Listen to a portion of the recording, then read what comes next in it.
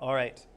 So good morning. Welcome to Thursday, the first day of October, the month in which Halloween exists. And maybe we can do a Halloween thing at the end of the month, maybe in a socially distant, physically distant, safe kind of way, maybe. So today what we'll do is we'll just very quickly review some of the things we talked about in oppression and privilege, oppression and power and privilege, and then we'll go into the first kind of type of oppression we'll look at called ableism. And so Aliana made a funny face at me, and that's okay because most people don't think about ableism much when they think about oppression. Most of us think racism really quickly, maybe sexism, maybe religious oppression after that, but ableism is pretty far down the list of types of oppression that people imagine. And so in some ways that's why it's a good place to start, because it's one that we often know the least about, or we kind of think about the least anyway. So Claire is here. Good morning to you, Clara. Vicky is here. Good morning, Vicky. Daniel's here. Good morning, Daniel. Sabrina's here. Hey, Sabrina. Amy is here. Amy is here. Good morning, Amy. And Canon is here. Hello. Good evening to you, I guess. And Gabrielle's here too. Hi, Gabrielle. Okay. So, as a bit of a review, just because we'll need to know these things,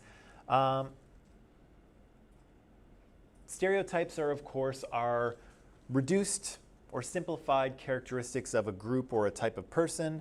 And again, we get information with our eyes about how someone looks or how they behave or what social group they belong to, and that kind of convinces us that we now know something about them, right? And, you know, in some cases there's some truth to that, but in many cases there are not, right? And again, those things can be positive or negative, right? So you might be, you know, for Canadians, hopefully the stereotype that people have of us is that we're nice, friendly people, right? And so hopefully when we go traveling abroad and we have a little Canadian flag on our backpack, which lots of us do have, hopefully we think that the stereotype is that Canadians are friendly and nice, and so we hope that people will be friendly and nice to us as a result, hopefully, right? So that would be a positive stereotype that we kind of hope that people hold about us. But there's negative ones as well, right? We said that prejudices are kind of prejudgments toward people, either positive or negative, depending on the sort of stereotypes that we hold. And so I use the example of the dog, where we might be positively prejudiced toward the dog, and so we might be extra nice to them and invite our friends with dogs over to our house. Or we might have negative prejudice and we might say, no, stay away. But either way, you know, those are unfair judgments, right? Because we're using our feelings about all dogs to judge this particular dog, right? Yeah, so prejudices come into play when we make a judgment, when we assign value based on our stereotypes. And then discrimination is where we actually act, right? We actually act on our prejudices. So we include someone or we exclude someone, we say something or we don't say something, we, you know, choose to be with certain people or we don't. Those are evidence of discrimination, of what discrimination is. We said oppression was a little bit different because it had to do with societal patterns and relationships between social groups in society. But we also know that those kind of big relationships can play out in individual ways between individual people, right? And so oppression is not prejudice or discrimination. Oppression describes what's happening between social groups on the whole in society, okay? We talked about privilege. We said that privilege gives some people advantages and opportunities that other people don't have. And again, that's unfair, right? You shouldn't, that's a bit of a judgment, but people in society shouldn't have extra opportunities, or they shouldn't have opportunities denied to them simply because of the social groups that they belong to, right? Because as we've pointed out, you don't really choose the social groups you belong into, or you are born into, right? You don't choose your nationality or your gender or your sexuality or your race or any of that stuff. So none of that stuff should matter in terms of pursuing the things that you want to pursue in society. But of course, we know that unfortunately, those things do matter to some degree, right? We said that oppression plays out between people in internalized dominance. And so people in dominant groups will sometimes accidentally or on purpose express their dominance with other people, primarily through microaggressions, right? So you might treat people or say things to people based on your, how should I put this? Based on the internalized messages that you have absorbed about that group. And again, sometimes people do this on purpose. Sometimes they're not microaggressions. Sometimes they're full-on aggressions, right? But sometimes people are kind of ignorant to what's happening, right? So they might say things that are hurtful. They might say things about, oh, you speak such good English, or where are you from, or, oh, that's pretty good for a girl, right? And so there's the underlying message there is, of course, girls can't do this, whatever that thing is, right? And so, yeah, it's very easy to kind of make people feel upset or uncomfortable, but these kind of messages, these kind of microaggressions are evidence that there is sort of stereotypes and prejudice circulating through society, right? And we said that with internalized oppression, people can actually act out some of the social messages they've received about their own group. And so we said that, for a long time, at least in Canada and the US, but certainly in other parts of the world too, women were seen as inferior. Women were seen as less than men. And there's no truth to that, but men, of course, came to believe that, but women came to believe it as well, right? Because women were subject to the same social messaging that men were. And so lots of women felt that they were actually inferior to men because those social messages get absorbed whether they benefit you or not. And then, good morning. Okay. And so that was all very quick review. Now we'll move on to our first form of oppression here, ableism. And so how many people have actually heard of ableism before? Never? Never, ever? Yes? Maybe? So as you can see here, ableism is social prejudices or discrimination or inequalities between or focused on people who have disabilities or who are perceived to have disabilities, okay? And so, again, ableism characterizes people as defined by their disabilities, right? So whatever disability they might have, that's the thing that defines them, and they may be denied certain opportunities or advantages based on that disability, right? There's a bunch of different. This is what makes this particular group so interesting in terms of disabled people, is that it's such a diverse group, right? So, if you're talking about gender, for instance, and you're talking about women are all women, right? And of course, all women are different, but they share the fact that they are women. But people with disabilities, of course, have all kinds of other identities, their gender, their sexuality, their race, but also the type of disability that they're dealing with varies as well, right? So some people their vision may be impaired. Some people might not hear very well or might not hear at all. Some people might have mental health conditions, right? Some people might have some sort of intellectual or developmental disability. Some people might have a brain injury that they acquired later in life, right? Some people might be autistic or on the autism spectrum. And some people might have some sort of other physical disability. So they might not be able to use their hands. They might not be able to walk. They might use a wheelchair for that. So there's the group of people with disabilities is diverse because of all of their other social identities, but also their particular disability, of course, changes the way that they interact with society and what things they're able to access and what opportunities they have, right? Because someone, for instance, who has a visual impairment, someone who's blind, for instance, That's a totally different experience than someone with a mental health condition or someone who is autistic, right? Those things are totally different worlds, but we're talking about them in the same category as people with disabilities. So people with disabilities are in this minoritized group, but they're very, very diverse, and everyone has a kind of a slightly different experience and a different story, as we'll see very shortly. Yeah, so people in this group of categorized as disabled people have widely different experiences in society. They have different needs, and so the ways in which they might be disadvantaged or the opportunities they might not have are also very different, right?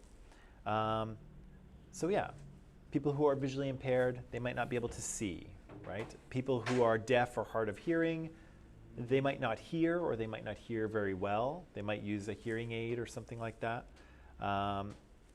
People who have mental health conditions, even just this one little category, there's a huge number of mental health conditions.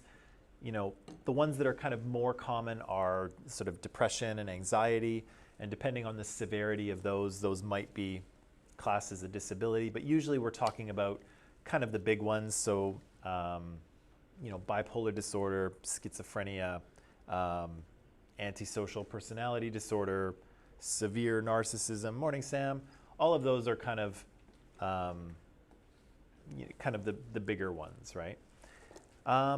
People might have intellectual disabilities, right? So they might fall markedly below sort of the average IQ, right, for various reasons. It might be due to their... Hey, Sean and George, are you with me here? Probably not, hey? Eyes up here. People who have intellectual disabilities it may be a developmental thing. It may be an acquired brain injury. So if they, you know, fell off a motorcycle or something like that, they may have a brain injury that limits their cognitive ability later in life. People with autism or somewhere on the autism spectrum have problems with communication and with interpreting social signals from other people, amongst other things. And then, of course, people can have physical disabilities. So they can have trouble moving their hands, or they may use a wheelchair to move around. And so, again, these are all kinds of different people who have disabilities, but they're very different. There are stereotypes that are associated with people with disabilities. And so we can maybe get into this a little bit later, but often those stereotypes reinforce our ability to either not accommodate people with disabilities, or to come on in, or to marginalize them. And so maybe we'll talk a little bit more about that in a bit, okay? Yeah, in ableist societies, people with disabilities are viewed as less value, and in some cases they've even been viewed as less than human, okay? And so people are often made uncomfortable with people with disabilities for a number of reasons, and we'll talk about that as we go forward. But maybe the best way to kind of get into this topic is to actually talk to someone or listen to someone who actually has a disability and sort of goes through life kind of encountering different challenges. And so again, this is going to vary depending on what type of disability we're talking about, but you'll see what I mean in a second. So what we're going to do is we're going to watch a short documentary, okay? And the documentary is called, I'm just going to put these questions in Microsoft Teams so that we can all have them. Okay, hang on.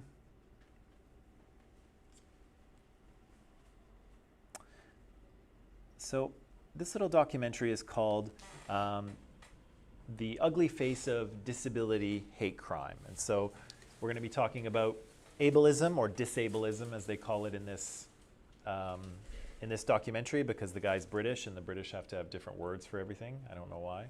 You know, elevators or lifts and so on. So we'll talk about ableism or disableism. We'll see how Adam Pearson, who's the guy in the documentary, some of the challenges he has kind of navigating his life and dealing with other people. And we'll talk a little bit about how stereotype and prejudice and discrimination affects the life of this one individual. And of course, he's just one person with sort of one type of disability. And so it's interesting to think about how many other types of experiences there are in terms of people with disabilities. So what we'll do then is, okay, 21. We will, so people online, you can watch it on the YouTube link there. I've posted it in Microsoft Teams.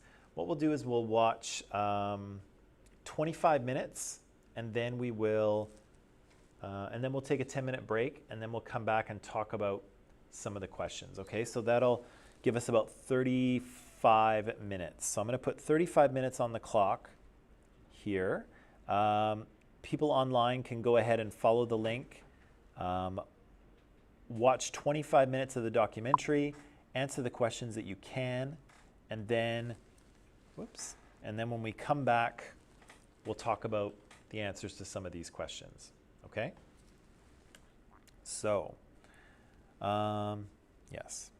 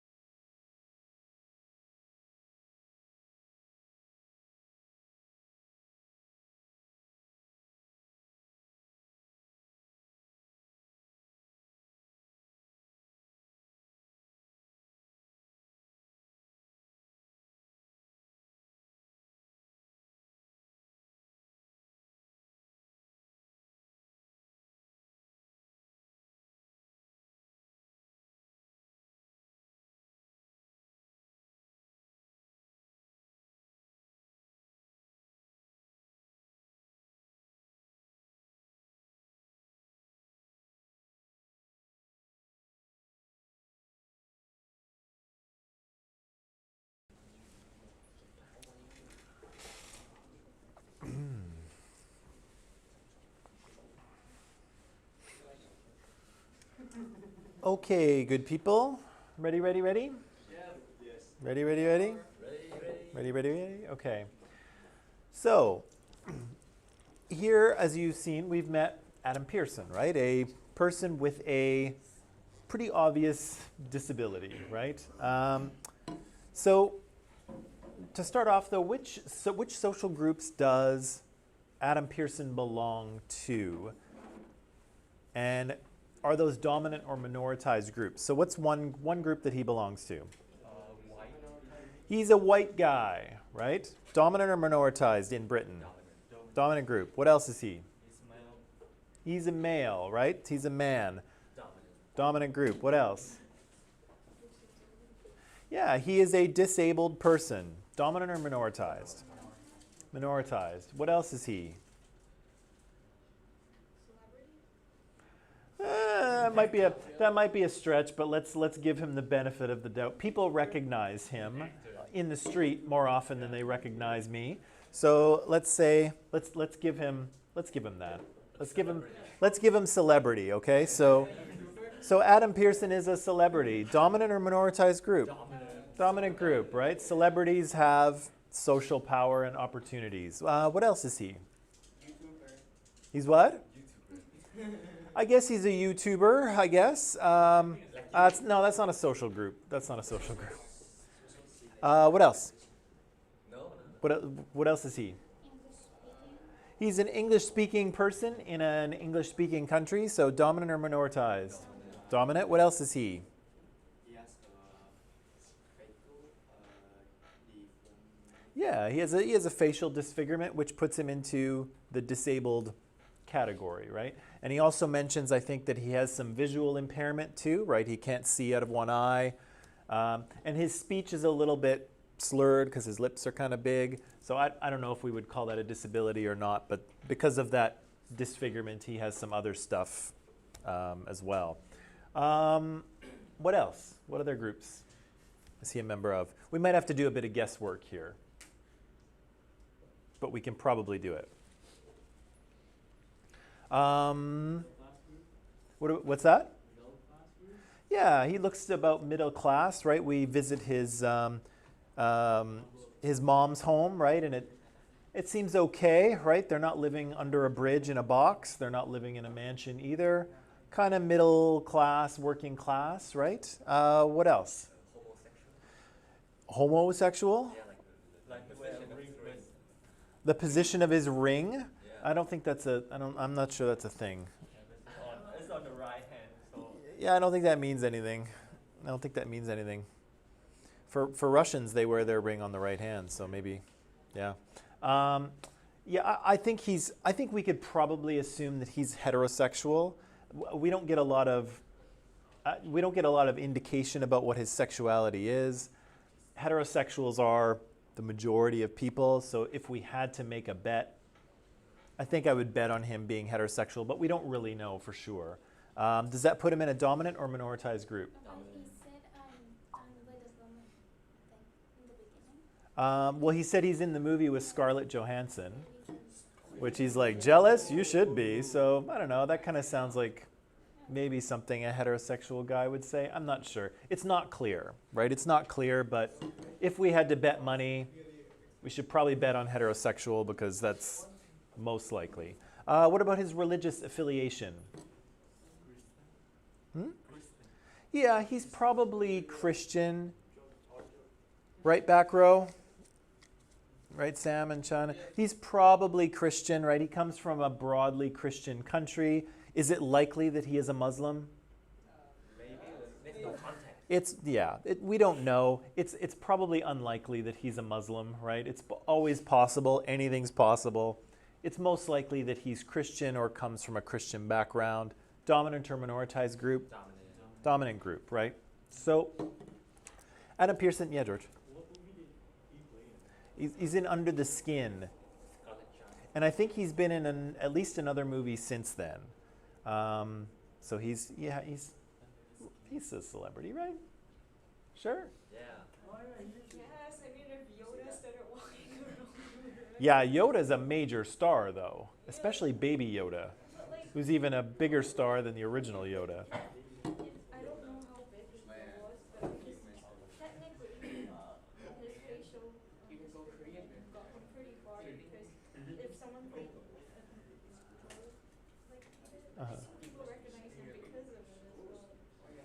maybe.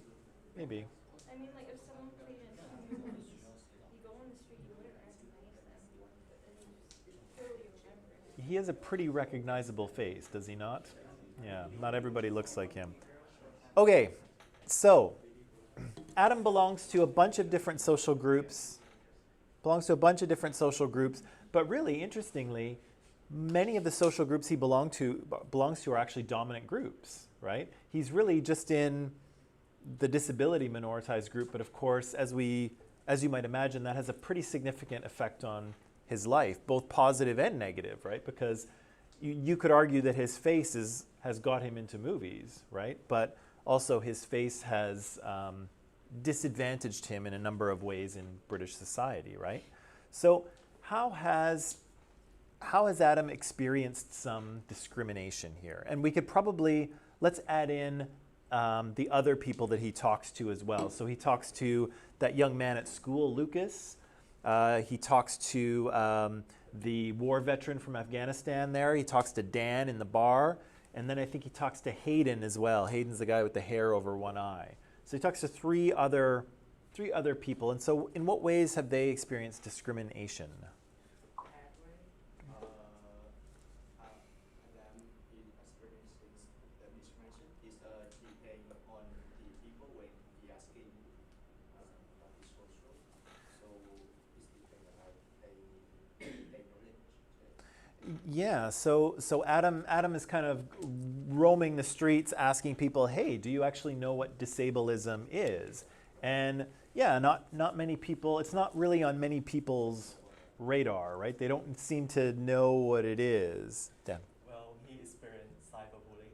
Like he has to do with many hate comments on YouTube, like they call him freak, monster, and stuff. Yeah, so people have made comments to him in person, right? All kinds of very mean comments have been made to him in person, but also on his YouTube page, right? And so there's a little interview of him on, breakfast television or whatever it is in the UK, talking about his movie Under the Skin, and somebody made a very awful comment about that he should be burned to death at birth, LOL, right? Ha ha ha. So funny. Yeah, so he's been the subject of really hurtful comments, and people have left those comments on his YouTube page because apparently they don't have anything better to do. What else? How else have these guys experienced discrimination? The boy. Well, okay, Anna first, and then I'll come over. Nobody sat around him on the bus. Right. Sam didn't hear that, but yeah, nobody would sit anywhere near him on the bus, right? We had that hidden camera, and he was sitting on the bus, and everybody sat basically as far away from him as they could, right? And so, yeah, people don't want to sit by him. And do you think he notices that? Yes. Yeah, definitely notices that. You feel it, right? What else? Other evidence of discrimination? The boy at the school got bullied by his peer. Yeah, so Lucas, right? Lucas was bullied, and he says his first memory of being bullied is like his first day at school. So Lucas didn't even get one good day. He was already, getting hurtful comments made his first day of school. And again, little kids can be let off the hook a little bit because they don't know, right? Kids don't know. But still, like, hurtful comments were made, right? George, what else? Get treated like public property, like people ask them what to do because they went in the bar, like the wheelchair bar, like they ask, can you do a wheelie? Yeah, that's an interesting comment, right? They get treated like public property. And so, well, what does that mean to you when he says that? It means like people are like telling him, forcing him what to do, like without asking him if it's okay. Yeah, and I think what that means, to put it in context of what we've talked about here, is all of those social norms, those behaviors that we are expected to follow with other people and people try and reinforce. With people who are public property, quote unquote, we don't have to do that, right? And so Dan, the guy who's using the wheelchair, he's sitting there in a bar, having a beer, talking to Adam, and then this woman comes up and says, hey, do a wheelie. Do you just walk up to people that you don't know and tell them to do things?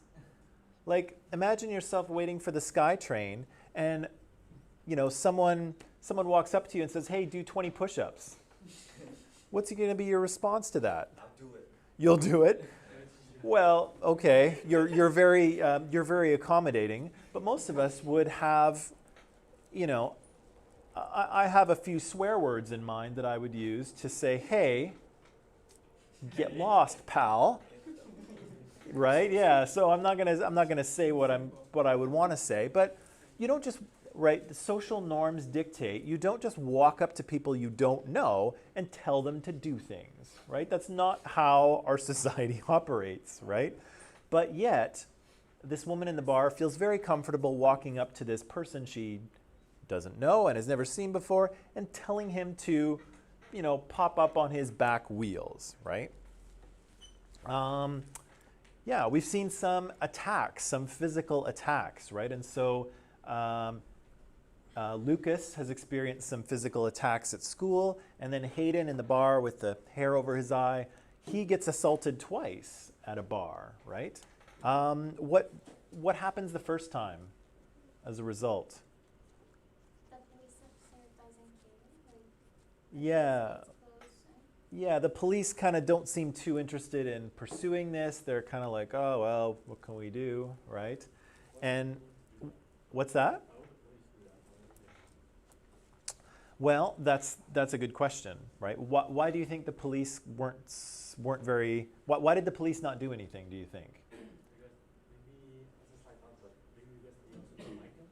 What's that? Maybe because police don't like the disabled people. It's possible. We'll talk about that a little more in the second part of the documentary here. Yeah, maybe they are discriminating against him as well, right? They don't find it as a crime.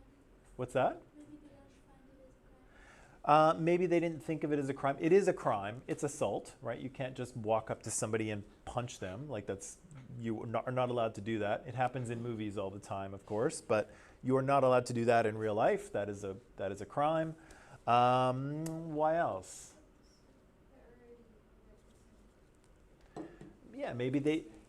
Yeah, there's an issue of severity, right? Maybe the police felt it wasn't worth their time to try to find this guy that Hayden might not have even seen, right? Because I think the way he described it, the other guy kind of sucker punched him. So Hayden wasn't really paying attention, and then all of a sudden, boom, he gets hit out of nowhere. So he might not have had a very good look at the guy, and so the No, as in like severity, as in like people are used to, they think, oh, hate crimes or what's it called, like racial hate crimes are very severe, and because maybe disability ones aren't as common, or maybe people with disabilities, like he said, just take it, so the severity of it in their eyes and the police eyes is Yeah. So the severity of disability hate crimes seems to be perceived as less, right? So people don't really know what ableism or disableism is.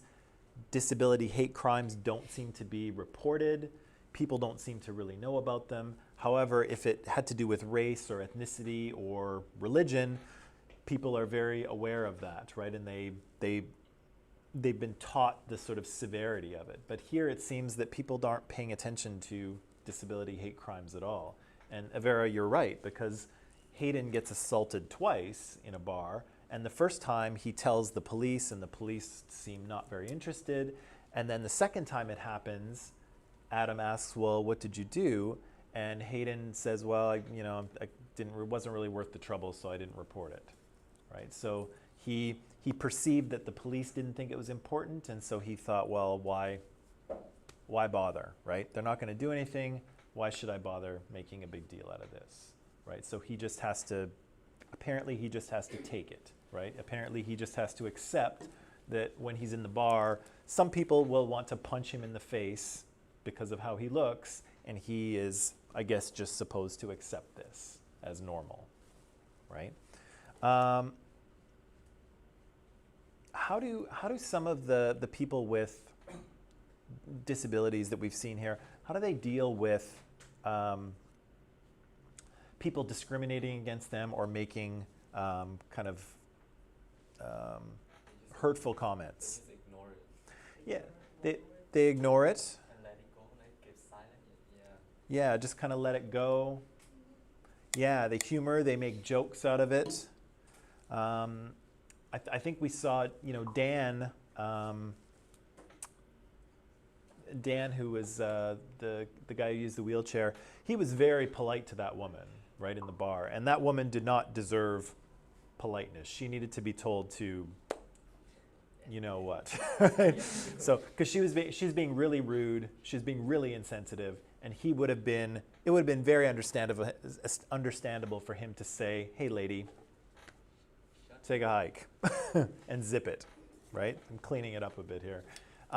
It would have been very, that would have been a very appropriate response. But of course, I think we saw Dan was very polite and tried to explain that no, I'm in my wheelchair. I have prosthetic legs that I can use, but they're in my car, and I don't use them when I'm in the bar because I'm drinking, and sometimes when you drink, you're not steady on your feet anyway, and so it's a little dangerous for him to use prosthetic legs while drunk, so he's going to use his chair, right? And so he's very reasonable with her, but she doesn't really deserve that because she's being pretty rude to him.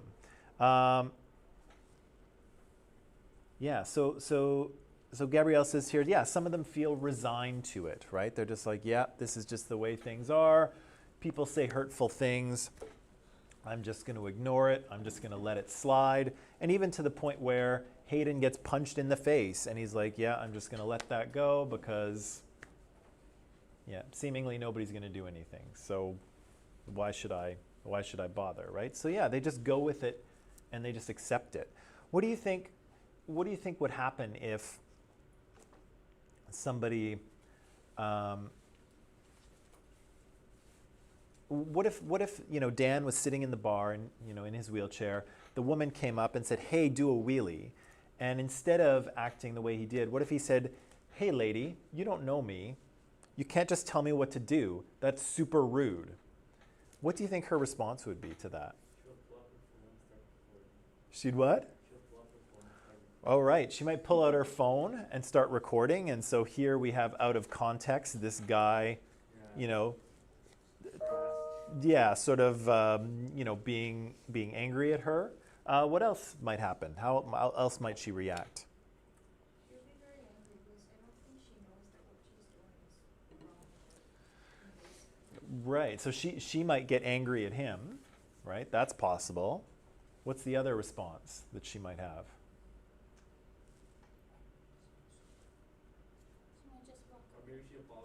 She might apologize. She might just walk away. Or it's like, oh, I'm just kidding. I'm just kidding. Just relax, right? Don't take things so seriously. Don't get so uptight. I'm just kidding, right? And so that's often what happens too, is that people say hurtful things, you call them out on it, and then they're like, oh, I was just kidding. Yeah, don't be so uptight. Like, don't take things so seriously. Just relax.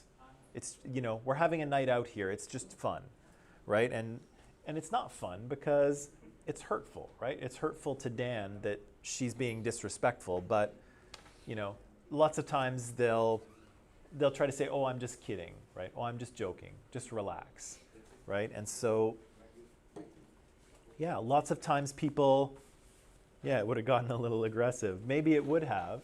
I think more likely she would have said, hey, I'm just kidding. Chill out. I think that's where my money would go. I think she would do that. She might walk away. She might get upset. She might apologize, but somehow, I doubt it. I think she would probably just say, hey, I'm just joking. Ugh, relax. And then she'd walk away, right? So either way, he wouldn't get the apology that he probably deserves. And so for Dan, he probably thinks, well, why should I bother getting into this with this woman, especially if she's going to like record me and post me on the internet, and he doesn't want that to happen either. There's already another camera right there. What's that? There's already another camera recording both of them. That's true. There was another camera. I'm not sure how obvious that camera would have been. It's very interesting.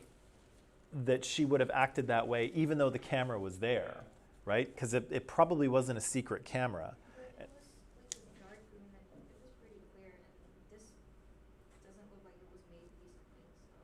That's true. I don't know the year on this. Well, when's Under the Skin? What year is that? That's not that old. 4 or 5 years ago? Because it has to be after that, right? 2013. So this is in the last 7 years. So it's not that old. Yeah. So often this is a common response of people in minoritized groups where they experience discrimination or people say upsetting things or microaggressions. Usually they let them go. Usually they deal with humor, or they're extra polite or more polite than they need to be, because again, they can't count on the fact that the other person will apologize or take it seriously. And so if the other person is not going to see your side of it, often it's just better to let it go. And often that's what happens, right? Often people who are in minoritized groups who experience discrimination or microaggressions or prejudicial statements, usually they just let it go, because oftentimes the person won't apologize, or they'll get super defensive, or they'll just say, I'm just kidding, like just relax, right? And so usually those things don't go anywhere, and so people in minoritized groups usually just let it go, unfortunately.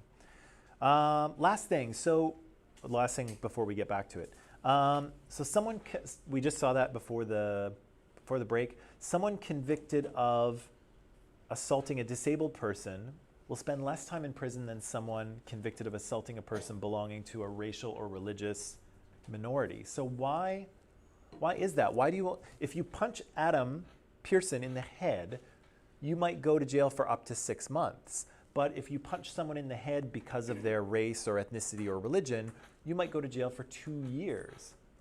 Why the difference? Why is that different? They consider racism more severe than Yeah. Is it?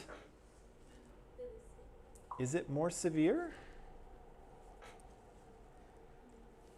The law seems to suggest that it is, but is it? Is the law right? Or is that fair, I guess is my question? No, right? And especially, and this is my take on it as well, but especially when you think of people with disabilities are often more vulnerable, right? Either, they might have a physical disability that makes it difficult for them to defend themselves. They might have an intellectual disability or a mental disability that makes it difficult for them to defend themselves as well. And so, shouldn't it be the other way around? Shouldn't there be a stronger punishment for attacking someone who is more vulnerable rather than, and again, I don't want to get into sort of comparing, who's more vulnerable, but I just want to make the point of, is this fair, right? And so, but you're right, the law seems to treat crimes against disabled people as less severe, less important, less problematic as compared to crimes against people of different races or ethnicities or religions or sexualities, right? And again, I would ask you, is that fair? Okay, other questions or comments about Adam or his story, or things you might have missed or things you might be confused about? So why didn't YouTube respond to it? Oh yeah, why didn't YouTube respond to that? Because there was that burned to death at birth comment put on his page, and he checked YouTube's policies, and they say they don't support or allow content that is hate speech based on race or ethnicity or gender or disability, ding ding ding, or nationality or blah blah blah blah blah, and yet they do nothing. Why did they do nothing, do you think? What's that? The one who's reviewing comments probably also maybe thought it was funny.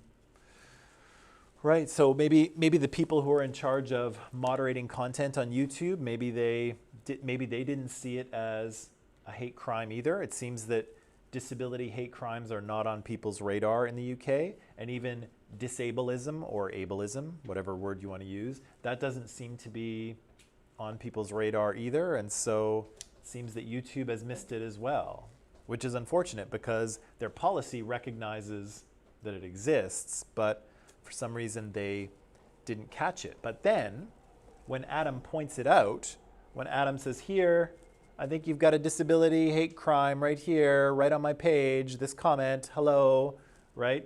He points it out to them, and then they look at it and they're like, oh yeah, it's fine.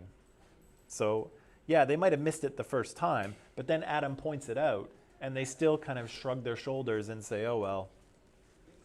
Who did he talk to in the coffee or something like that? What's that? When Adam went to the coffee, he talked to someone, right? His brother. Yeah, that's his brother when he went for coffee.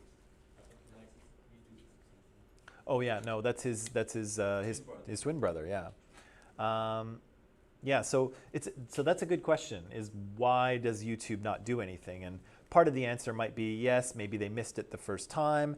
Maybe the person who was reviewing comments wasn't aware of disability hate crimes, because it seems like lots of people aren't. But then when Adam points it out and says, hey, have a look at this comment here on my page, they look at it and they still think, oh well, it's fine. And again, could you swap that out? Could you swap out Adam for someone of a certain race or ethnicity or gender or religious affiliation and have that same comment and have people think it's okay? I doubt it, right? If that was a comment based on someone's race or religion or gender, people would freak out, right?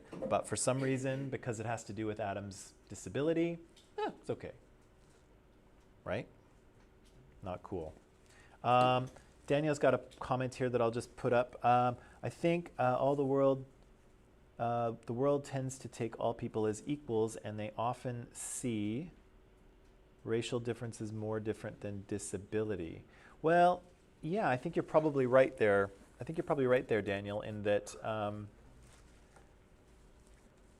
it's a socialization issue, right? So once upon a time, racism wasn't a big deal. Lots of people were racist, right? But society has changed, culture has changed. Now we see racism as a big issue, and you can't walk around using racial slurs or saying racist things. That is not acceptable. And even in the past few years, it has become very, very unacceptable, right?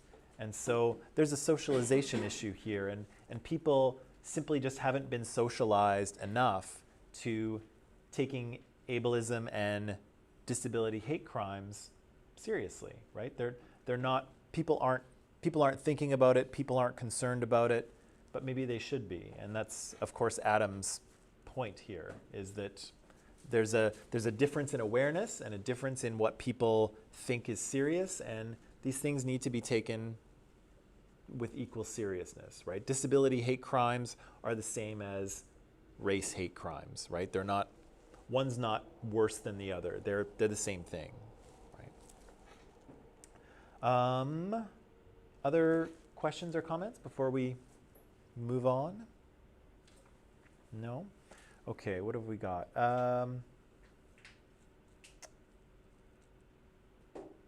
Okay, we're going to watch, online people, we're going to watch 15 more minutes of this, and then that'll be the end of class. So watch 15 more minutes.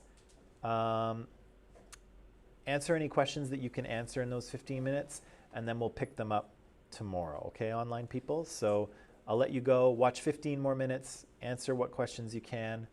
We'll pick it up tomorrow, okay? So, yes, okay. Bye, good luck.